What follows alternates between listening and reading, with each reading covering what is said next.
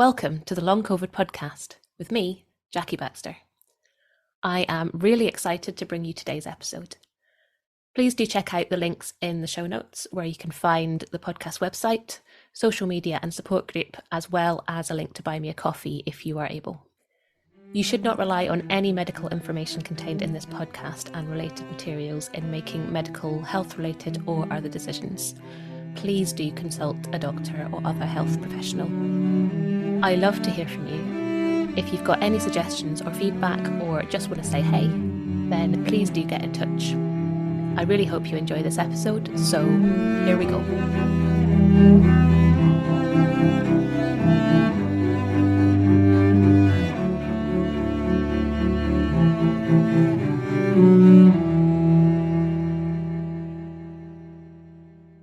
Hello and welcome to this episode of the Long COVID podcast. This episode is special in many ways, but partly for the first time ever, I'm going to hand over my hosting duties to my long-suffering partner Malky, so he can interview me about my recovery. So this is going to be quite weird, and I'm going to very carefully hand over the keys to my co-pilot Malky, and we're going to see where this goes.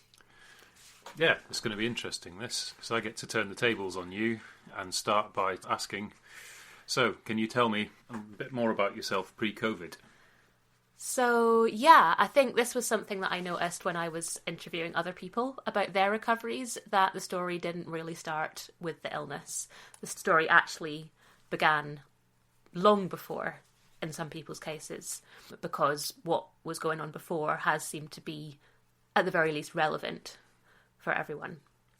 Before I was sick, I was living a very busy, active life. My health wasn't really a consideration. I was in the fortunate position of never really having been properly ill in my entire life. I would have considered myself completely healthy. I was very fit. I was doing a lot of physical exercise. That was how Malky and I met. We hill walked together, we cycled, we ran, basically anything that involved being active. And on top of that, I was doing what turned out to be a very stressful job. I wouldn't really have maybe thought that at the time, but I was doing a lot of commuting. I was working in education, which I think certainly can be a very stressful environment to be in. It turned out to be that way for me, partly because of the job and partly because of my personality, where I just turned out to be a complete people pleaser. I would always say yes to everything. I would never turn things down. I would, just be doing far too much, as it turned out. So I think the combination of all of that meant that I was living under a lot of stress of all sorts. Physical stress, obviously, from all the physical stuff we were doing, sort of cognitive, emotional probably as well, because, when you get very involved in trying to make everything perfect, that becomes a bit of a thing. So, yeah, I didn't understand what it was like to sit still because I don't think I'd ever done it in my life before. And that was kind of me pre-COVID. Yes, I remember it well. And obviously I was there when everything went wrong at the start, but maybe for everyone else, do you want to talk about how the initial illness played out and how it developed into long COVID? Sure. So I'm not going to elaborate too much on this because I've talked about this quite a lot previously, and I might just drop the links to the previous episodes in the show notes in case anyone does want to kind of hear about any of that in a bit more detail. But the sort of short story was, I think a lot of people with long COVID say their initial illness was mild, and actually that things got kind of progressively worse as the long COVID kicked in. I wouldn't say that was exactly the story for me. I would not describe my initial illness as mild. There was actually a point where Malky called the paramedics. I'm not quite sure what you thought was going on, but you called the paramedics, which I think probably wasn't the wrong decision. But, they confirmed that it was COVID, which I hadn't actually realised until then. I sort of didn't think it was very likely because at that time, in early March 2020, there weren't really that many reported cases around. So it seemed really unlikely. Anyway, the paramedics confirmed that's what it was. But I just wasn't severely ill enough to be hospitalised. I might have, in hindsight, thought that maybe I was, but I think there were just so many other people that were so much more sick at the time. So that was kind of that. The first month was pretty rough. I'm not sure I really got out of bed very much on the first month, except for one or two times where I then did too much and put myself straight back there. Over the few weeks after, so that was about weeks 5 and 6, things did improve a little bit. And then a couple of months after that, I saw what I thought was dramatic improvement, where I went from really struggling to actually walk sort of to the end of the road kind of thing. My breathing was so bad, to the point where I was actually able to do quite a lot of physical exercise. So I sort of thought, well, this has been awful, but that's the end of that. We can move on. But that didn't quite go to plan. And it was around about the 3.5 month mark where, well, what I would now describe as long COVID really hit. And I pretty much rode that roller coaster for the best part of 3 years. So I think, again, not wanting to go too much into detail, but the main symptoms probably are important. So I think fatigue was a main one for me. And this was something that I had just never experienced before. I'd been tired. Of course I had, actually in hindsight, I was always tired beforehand. But, this was sort of can't lift your head off the pillow some of the time kind of fatigue. Breathing difficulties were a big thing for me. I was really struggling to breathe a lot of the time. Heart rate that would shoot up, palpitations. I remember there being a terrifying moment where I'd sort of got up to go to the bathroom and it took me like a good half hour before my heart rate was anything resembling sort of semi-stable. So this was pretty scary. And there was a whole host of other symptoms that were sort of less concerning or less problematic maybe. The weird toes, like my toes went black. I think we'd call them COVID toes. My gut issues weren't really that bad, but I did get a lot of intermittent nausea. Bad circulation that was really, really exacerbated. Post-exertional malaise too, and sort of intermittent sleep problems. And I think, now I would put all of these things under the umbrella of kind of dysautonomia. But in July 2020, this wasn't something that I, or probably anybody else really, had ever come across, unless you had the misfortune, I suppose, to have had it before COVID. Yeah. And then, obviously, here we are on your podcast. And do you want to tell everyone how that actually came about? What made you decide to start a podcast? And, we're at, 90-something episodes now. How have you managed to get so far in? Yeah, I think there were sort of several things that all happened kind of at once. So one was that I sort of hit a summer holiday. And normally a summer holiday would be like put all my stuff in the back of the car and off we go hiking for basically as long as we have. But I wasn't going to be able to do that. So I was seeing this whole summer holiday stretching out in front of me where I thought, oh my goodness, what am I going to do? It was like I was actually dreading it. So that was one thing. I think another one was that I actually, very shortly after that, ended up going on to sick leave. I had been attempting to work up until that point, and I'd sort of ended up on sick leave by all sorts of reasons. And I think I just felt like I was flailing. So this was August, September 2021. So I'd been long COVIDing for, the best part of 18 months at this point. And I just felt lost. Everything that I'd been trying was not working. I didn't know what I was doing. And there was this kind of overwhelming feeling of isolation as well. I think by this point, a lot of people, most people probably, were back at work, sort of working in offices, socialising, doing all kind of like normal things, certainly in some form. Whereas during the lockdowns, I think, I'd been feeling absolutely dreadful, but maybe the kind of like missing out on life thing hadn't been quite so obvious because, everybody'd been missing out on life during lockdown. So as we started coming out of lockdowns and the world started going back to this weird idea of normal, then I think that was where I started feeling even more isolated. And, although I had Malky, which was, amazing that I had him here, even though I felt very, very alone because I had no idea what I was doing. So I think I thought, well, if I'm feeling like this, I know that all the other people who were also suffering, because by this point I'd realised that it wasn't just me, then they would all be feeling like this as well. So I thought, right, well, maybe I can pull together some stuff and try to share some stories and, you know, help people to feel a bit more sort of connected and, you know, less alone.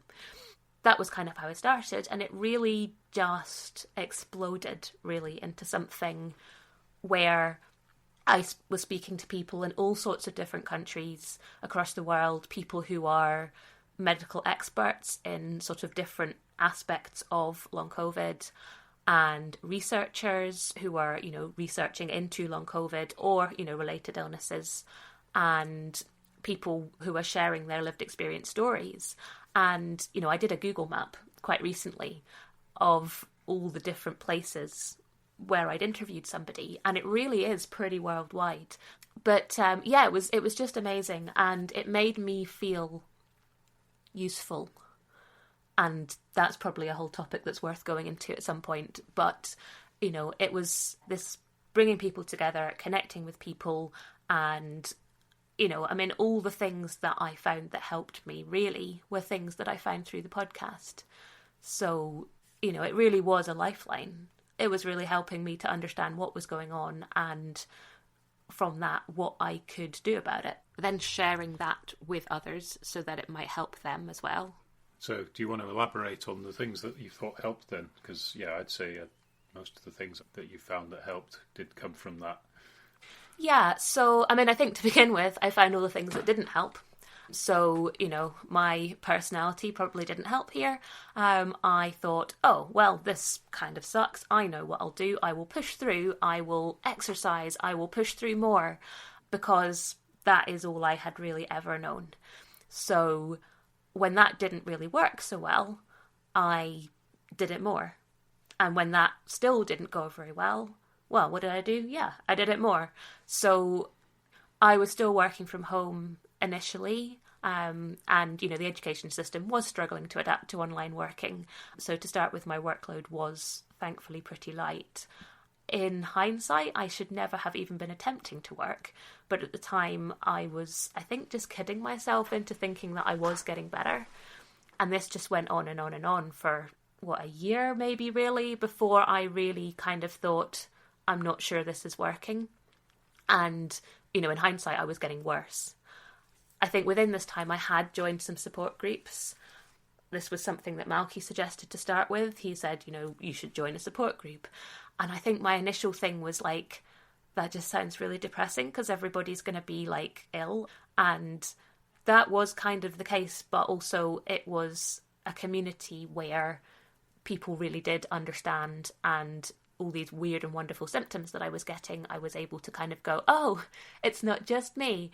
And then I suppose that did kind of lead into sort of educating myself on what was kind of going on with my body. I suppose actually more of that probably came through the podcast.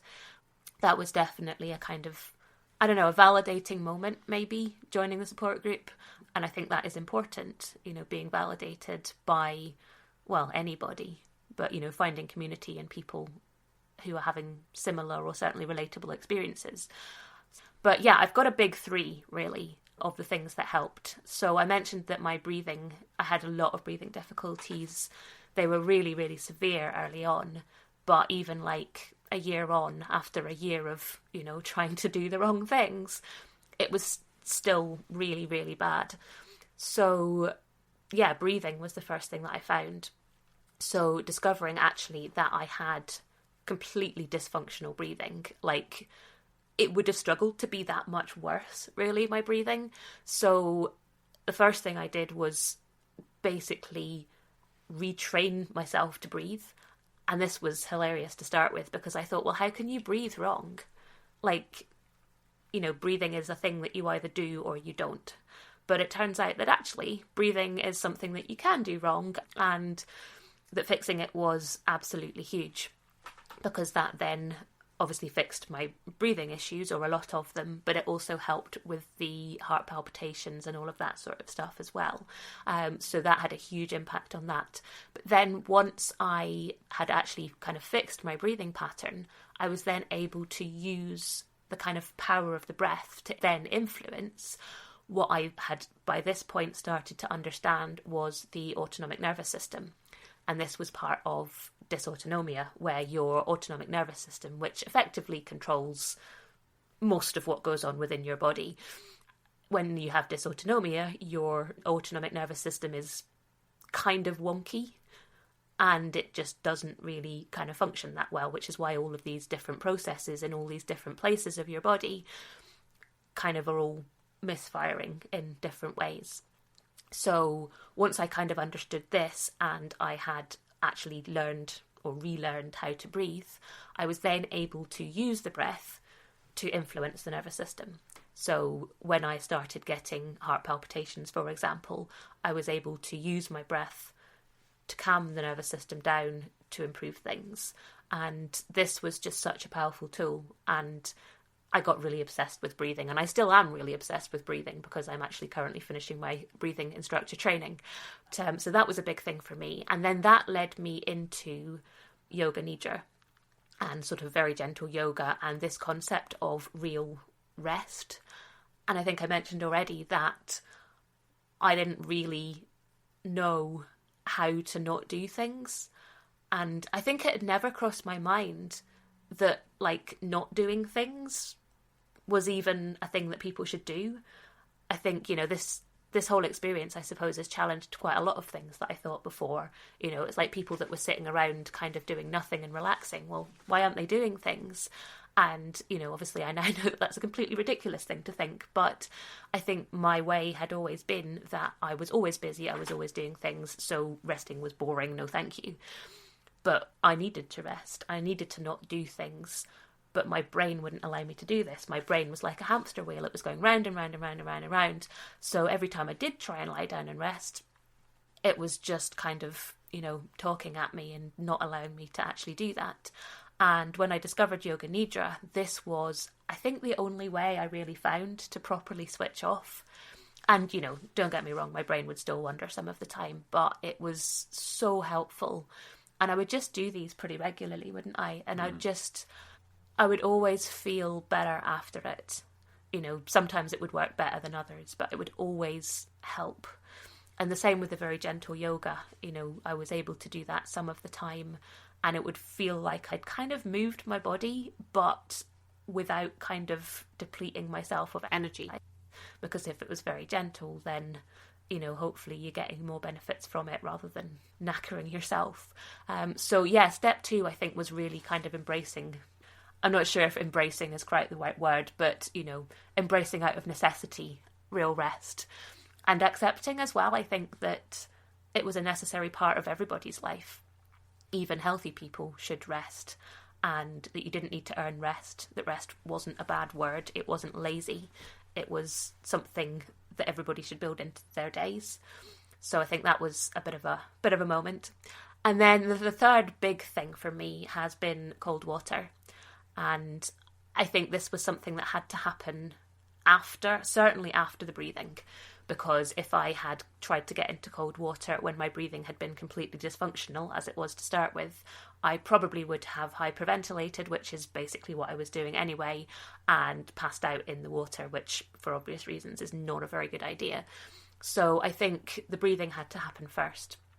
But again, somebody suggested to me, oh, cold water's really good for you. And I think to start with, I had just kind of gone, yeah, great, thanks, no thanks. But I think eventually I just thought, well, why not try it? The weather was warming up. We are very lucky to have Loch Ness just down the road. And, you know, it was kind of like, right, well, let's give it a go. And the first time we went down there, I don't know, I can't remember how long I was in, but it was really not very long. You know, I basically managed to get under the water and shouted at Malky to take a picture really, really fast because, you know, obviously being in the water in Loch Ness looks pretty cool. And then I just sort of got out and was like, whoa, that was an experience. But I think once I kind of got dressed and got a bit warmed up, I just felt like I'd been plugged into a socket. I had more energy. I felt better all over than I had before. And this didn't last, but we kept doing it. I guess I'm just a glutton for punishment. But, you know, I kept doing it. And each time I went into the water, I felt better. Each time I would feel better. And then over time, the effects of the cold water would then start to last more and more, longer and longer. I was able to do more as a result of the cold water. So we worked out, didn't we, that if I had a swim, then we might be able to, go for a bit of walk afterwards. It didn't always work, but it did, there was definitely a pattern there. And over time, I was able to stay in for longer and actually kind of swim around a bit. Whereas to start with, I was basically getting in the water and sort of dunking for not very long, and then 30 seconds, and then getting straight back out again. But yeah, over time, I was able to start swimming more. And I mean, I've got post-exertional malaise from basically anything, but I've never had it from being in the cold water and from swimming in the cold water. So there's definitely something there. I think socially it was good as well. It was something that Malky and I were able to do together. I joined a swimming group locally. It took me ages before I actually went out and swam with them because I didn't want to do the thing where I was like, I'm probably going to cancel because, when your health is really unpredictable, it's quite difficult to make plans.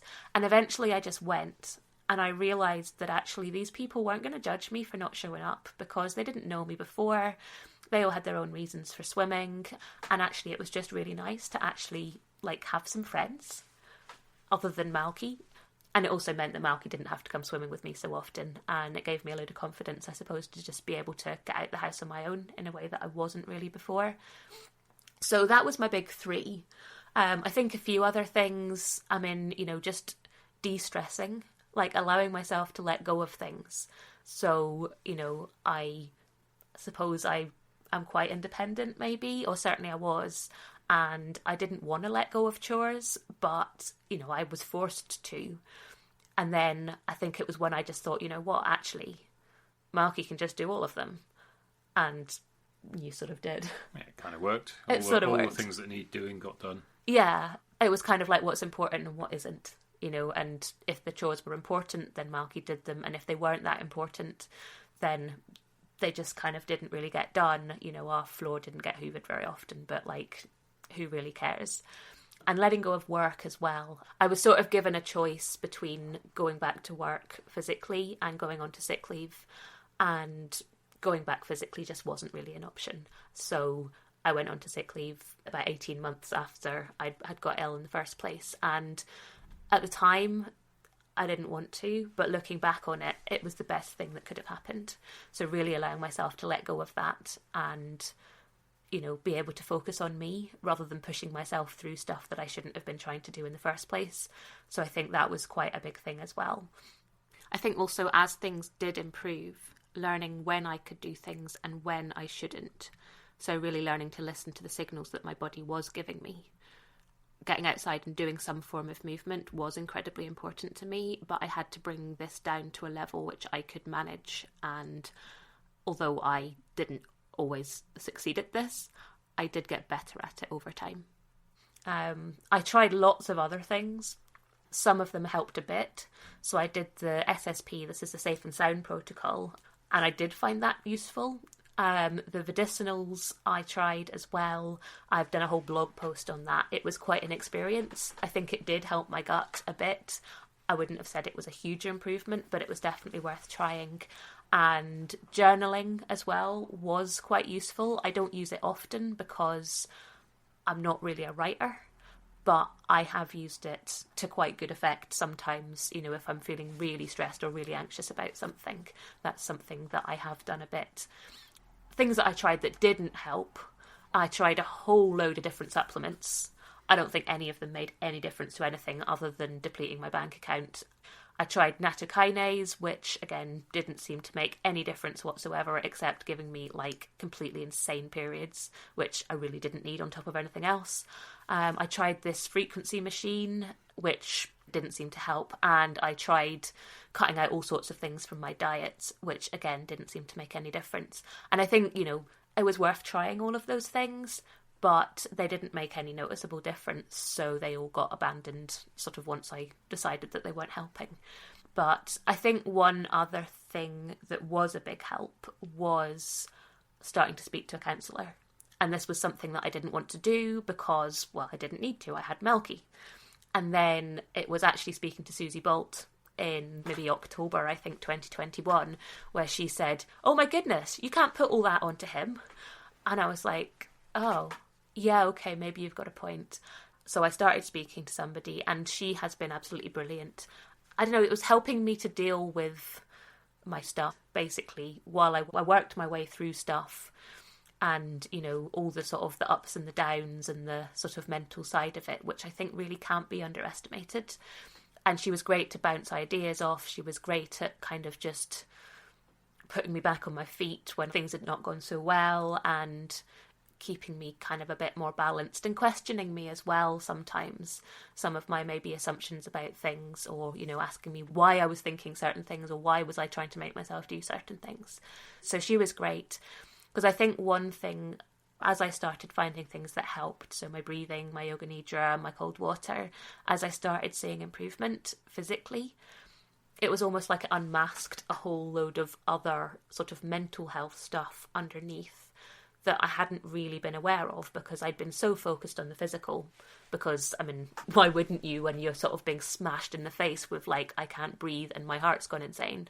But it was almost like, you know, as that all started to kind of simmer down and clear up and, you know, just improve, you know, there was all this kind of anxiety about everything that, you know, was caused by COVID, but obviously making everything else worse. Because if you've already got a racing heart, it's going to make you anxious. And then if you are anxious about your racing heart, your heart is going to race more. So that was quite a big thing, realising that was something. And then just understanding this idea of trauma as well. Because I remember someone talking about trauma to me, and I was like, oh, really? You can get trauma from this? And, you know, oh, that's the sort of thing that you get when you're, you know, coming back from a war zone, that sort of thing. Trauma is like big stuff. And then I realised, actually, this is big stuff. So understanding that, and kind of understanding that, you know, you need to kind of work through all of this stuff. So that was all quite unexpected, maybe. But yeah, I think, you know, all of these things that I kind of worked out or understood or learned, you know, it was all really stuff that I kind of found through doing the podcast. So I set out to help myself and to help other people, and I hope I've done that, but I've certainly found it's really, really helped me. I think has really given me kind of things that I have eventually managed to recover. I certainly remember when you started doing the podcast and you started looking into some of these things, you were physically improving a bit, but I just remember you getting very annoyed and bored that just couldn't do the things you wanted to do. And that was, I think we both noticed that, because the things that we did together were the things that you couldn't do anymore. And you got to see me going to do it occasionally, which was even worse. So how was that for you then? We'll be right back. I'm interrupting myself for a second to tell you about long COVID breathing. The fabulous Vicky Jones and I have teamed up to bring you long COVID breathing. We are both passionate about sharing our expertise and experience of the breath, and how incredibly helpful that can be with long COVID. We've worked together to develop a course that is specifically tailored to those with long COVID. It's a 6-week course with 12 sessions, all delivered online. The community feel and learning that we're all sharing is such a joy. To find out more information and to sign up for our courses, workshops and other shorter sessions, please check out the link below, longcovidbreathing.com, or email longcovidbreathing@gmail.com to start your breathing journey with us.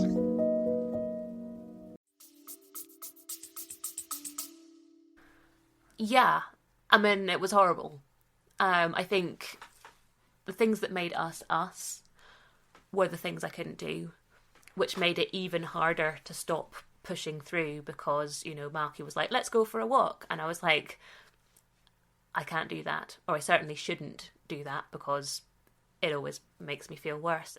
It's the choice between making myself do something that is probably going to make me feel worse, or sitting at home on my own while Malky goes to do something that I want to do, but I know I can't. But, you know, so it was this kind of like ridiculous paradox. But, you know, I think when I did stop pushing through and found things that did help, that was when I started to see, well, if not improvement, then certainly kind of glimmers, and improvement then sort of happened over time. But, I had to really, really, really cut back. I mean, I think to start with, I thought I had cut back. That was the problem. I was used to exercising at a very, very high level. So I thought, right, well, maybe I need to do a bit less. So, I'll do a slightly shorter walk. But, a shorter walk was still far, far more than I should have been doing. But it took me a long time. I think I did just kind of reduce things over time. And, the level of stuff that I had to reduce my physical activity to was lower than I could possibly have imagined. And, I think I was just getting more and more depressed over time as well, because I was like, I can't even do that. What do you mean I have to try and do even less than that? So that was really difficult. And then as you say, I was having to see you going off and doing it. So that was really tough. I think acceptance is one of these words that people say. And when people said that to me initially, I just didn't react well, because I was like, what can you possibly mean that I need to accept that I'm going to be like this forever? Like, it was unthinkable, and I refused point blank to even really think about it. And I think it was over time where I realised, or maybe I was helped to realise, that acceptance, well, certainly in this case, it doesn't mean I'm accepting that this is me forever, because I don't think I was ever going to really accept that. But if I accept that in this moment of my symptoms are all going, crazy, and I can't do the things that I want to do, and everything seems awful, if I can accept that in this moment is pretty awful, but it will pass, and this isn't forever. So accepting the moment rather than accepting the always. And then it made it a little bit easier to not fight against it, because I think that was something that really helped me. It was to stop pushing, to stop fighting, because every time I fought it, it was giving the wrong signals to my body. It was putting me back into fight or flight, or keeping me in fight or flight, given that I was there most of the time anyway. So really that kind of, backing off and stopping fighting it, that was quite helpful. But it took me a long time to get to the point where I could actually even understand that concept, because I just, fought against it. But I think, really, really focusing on the things that I could do, that was helpful. When I interviewed Dr. Boone Lim, this was something that he said to me. And he said, don't let what you can't do prevent you from doing what you can. And I thought this was such an amazing thing to say that I actually wrote it on a post-it note, and it is actually still on the wall in front of me now. And that really allowed me to kind of be like, right, let's stop thinking about what I can't do and try to think what I can. So, Malky and I, what we do is outdoor stuff, but what can we do? Well, actually, we could do some cold water together. That was something that we did together. Quite a lot of that. I think Malky even enjoyed some of it. But, we started playing music together. So we started playing tunes together, and it was just really fun. It was something that we'd not done before, but it was something that we could do indoors, sitting down for short periods of time. And, it was kind of keeping my brain working, but in a kind of low impact kind of way. But there was other things that I was doing as well. I joined a online Lord of the Rings read aloud group, which really turned into the kind of highlight of my week, because these were people all over the world, and we came together on Zoom for a couple of hours on a Saturday evening and talked about Lord of the Rings, and it was just incredible. I had the podcast, and that was something that I was able to work around kind of what I could do largely. And I even started gardening, because I could do that kind of sitting down in small bits as well. And it got me outside. And I think that was one of the important things, was being able to be outside. But yeah, I think another thing that going on from that concept of focus on what you can do, I came to the end of my sick leave earlier this year, right at the beginning of the year. And although I was doing much, much better, I didn't feel ready to go back. I thought if I did go back, it's going to make things worse at this point. So I applied for a career break, which was something that I was able to do through my employer. And this would basically give me unpaid, but would hold on to my job for me. And this really enabled me to kind of stop obsessing over what I couldn't do, because, you know, when you can't do a job, you're worried about not being able to do the job. You're worried about all sorts of things, you know, finances and letting people down and all of these things. And it was always like, oh no, I can't come to work because of this, and here's another sick note because I can't work, and, you know, I can't do these things that are important to be able to do if I was going to be at work, and all of these things. So when I got this career break, it was suddenly like I've got rid of the can't around work, and I could really start to think about what I could do, because I could do a lot. And, you know, as time went on, I could do a lot more. And I think it wasn't until after the career break got okayed and that started that I just didn't realise how much stress that it was causing me, you know, having this job that I couldn't do, until suddenly it wasn't. You know, I may have had a whole load of other worries at that point, but, you know, relating to that job, I didn't have to worry about not being able to do it because I was on a career break. So I think that was quite a huge piece as well. I remember just kind of feeling that stress kind of sort of lifting off me almost at that point. We'll be right back. Hey there, I'm just jumping in for a second to see if you're enjoying this episode. If you're finding it useful, maybe you would consider sharing it somewhere, a friend, a group, or even on your Twitter feed. If everyone was able to share just once, we'd be able to get this information out to even more people who really, really need it. So please consider sharing somewhere if you possibly can. I hope you enjoy the episode, and thank you so much.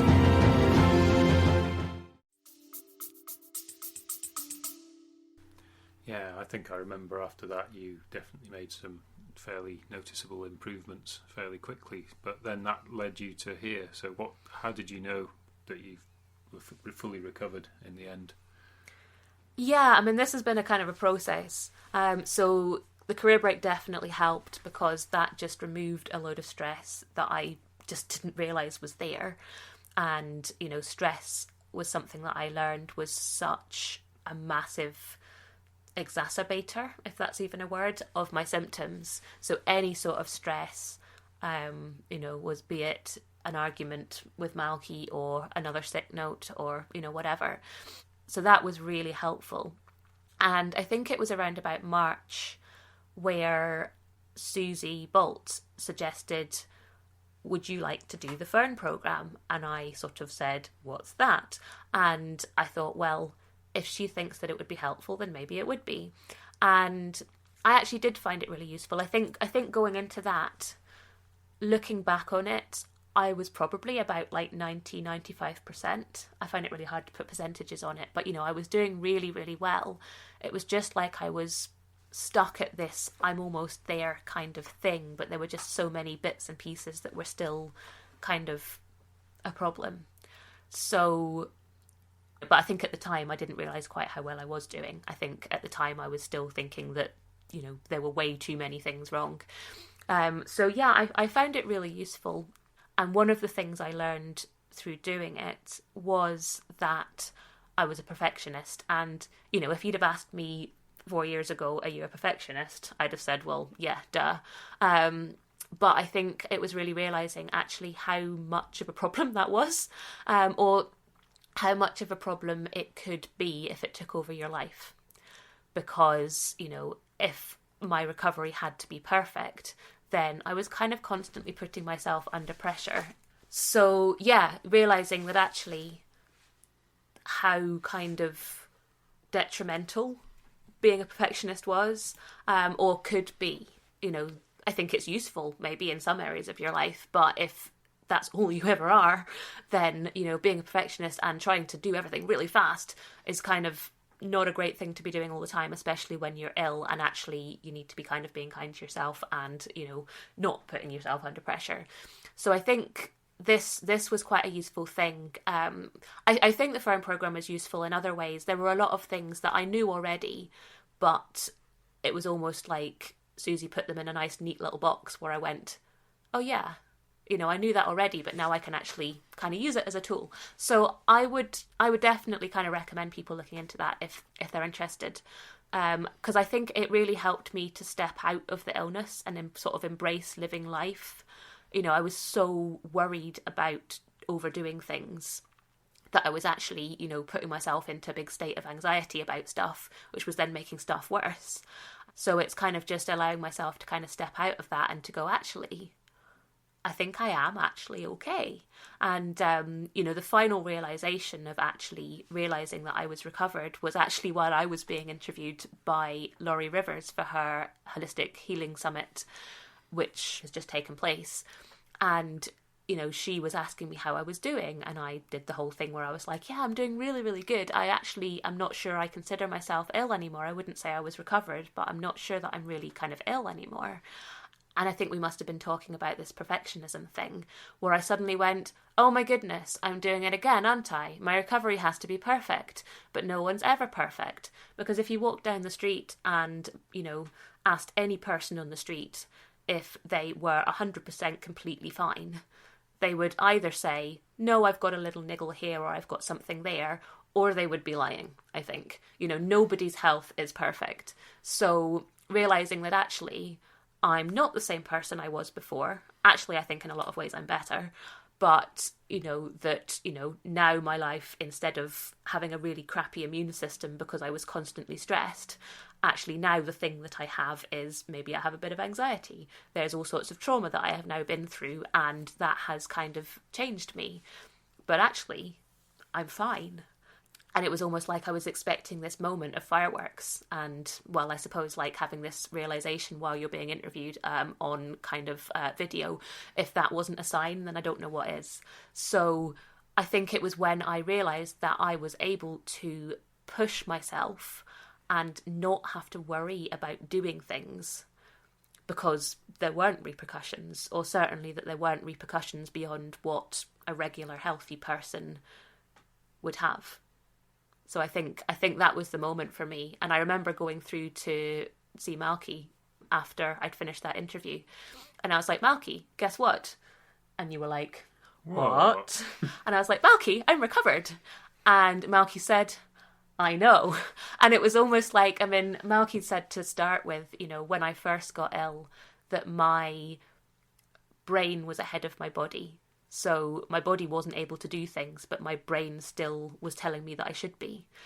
And, over time, my brain caught up and it said, oh no, you shouldn't be doing things. Let's stop doing all the things. And then, coming out this end of it is the other way around. Actually, my body's doing pretty good, but my brain was taking a lot of time to catch up because it was like, well, we've learned all of these lessons over the last 3 years. When we do things, it goes badly. So let's not do the things. So it was almost like my brain was holding me back. So it was kind of like the tables were turned. And when I finally kind of caught up and realised, it was like, oh, okay, yeah, this is great. This is cool. I'm recovered. It's brilliant. So do you want to tell us what life's like now then? Yeah, this is a whole weird thing. So at the moment, I am going through this weird kind of readjustment phase where, I'm fine and I can do things, but sometimes I just kind of have to remind myself that I can do things. So like, if I do something in the morning and then Malky says, do you want to do something later on? And I'm like, but I already did a thing. And then it's like, oh, but it's okay. I can do things now. So it's, it's great. Life is really exciting. I'm really lucky to have this career break. It's nice to have this time to kind of reassess, reprioritise. Just finishing my training as a breathing instructor because I want to use this as a way to really help others sort of with their experiences, but, using my own experiences to help. Yeah, I already said, being able to do things without worrying about repercussions. But I think I really want to learn some lessons from this, the life I was living maybe beforehand wasn't 100% healthy, and I want to keep those healthy habits and not fall back into the patterns that may have led to the illness in the first place, or certainly contributed to it. Many of them are patterns I've had since childhood, but I think I see Baxter 2.0 as an upgrade. Things are the same, things are different. I think I'm still fundamentally me, my brain is still always on, but I now remember that sometimes I need to turn it off. I'm still fireworking out ideas all the time, and Malky has to kind of say, do we need to brain a bit less for a bit? Just do one at a time. Yeah. But I think I have more respect for my health. I now know that I can't take all the time without giving back. And it's okay to rest. In fact, it's absolutely fundamental to rest. You know, it isn't a dirty word. Do you feel you learned anything else? Oh, yeah, loads. I mean, yeah, you know, I was just talking about, you know, not taking your health for granted.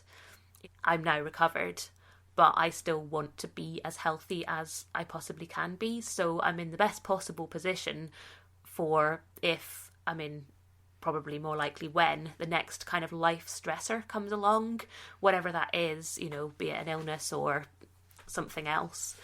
And I think maybe a part of this was just kind of understanding responsibility as well. You know, this life that I was living before I got sick, it wasn't as healthy as I thought it was.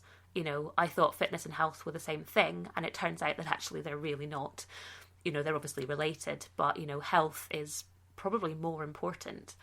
And although I'm not blaming myself for getting sick, because even if that were true, it would be a pointless thing to do, I think recognising cause and effect is important, and maybe just taking a bit of responsibility for my health and then using that knowledge to stay healthier in the future.